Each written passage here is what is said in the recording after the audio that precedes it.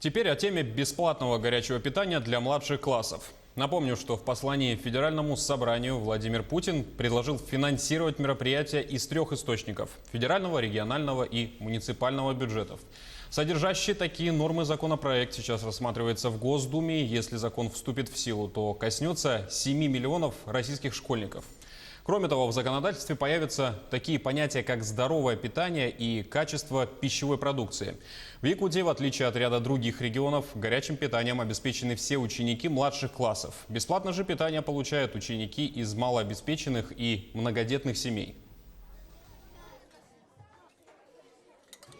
С 1 по 4 класс у нас на самом деле дети все 100% обеспечены горячим питанием. С 1 по 11 класс по потребности у нас получается 98%. Но вот с 1 по 4 действительно всем.